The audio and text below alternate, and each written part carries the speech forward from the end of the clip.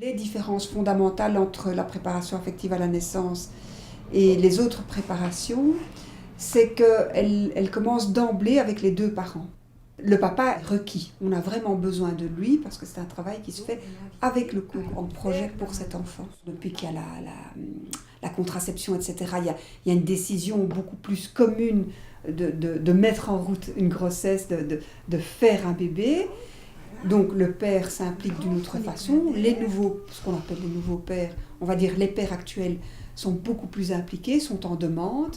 Et donc je pense que la préparation affective à la naissance et l'autonomie répondent à cette demande. Le bébé, il bosse aussi un peu dans la contraction. Allez-y. Longtemps jusqu'au bout. On ne sait pas faire une consultation avec un papa qui rêvasse ou qui pianote sur son GSM et ne s'adresser qu'à la maman. Donc ça veut dire que dès qu'il est là, il est mis à la tâche et on le fait participer. On lui propose les jeux avec le bébé, les bercements, etc. Donc toutes ces pratiques se font toujours à deux. Voilà.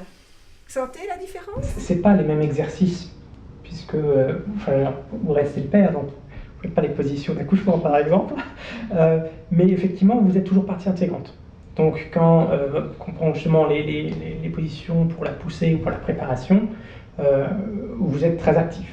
Vous aidez votre femme à prendre la bonne position. Donc oui, il y a une réelle contribution.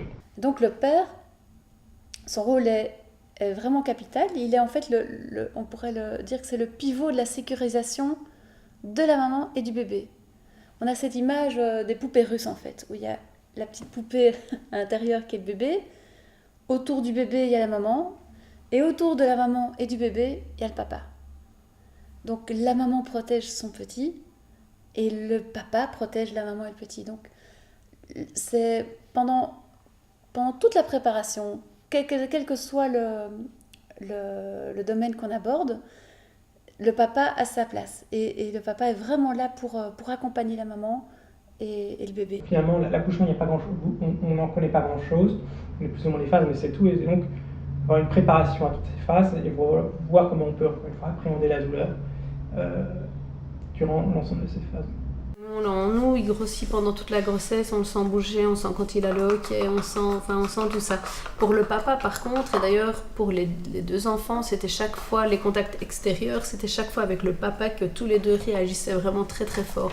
Et là, on voyait vraiment, le papa mettait sa main sur le ventre et le bébé venait vraiment appuyer sur la main. Et là, pour le père, en général, boum, c'est un déclic énorme. Là, voilà, il a un contact avec son bébé, même en dehors de la maman. Ça y est, quoi. Si c'était un père qui hésitait encore un petit peu à s'investir complètement dans la grossesse, là, il y est, il plonge, en général. Et doucement, très doucement, avec beaucoup d'affection, beaucoup de tendresse, tout lentement, tout lentement.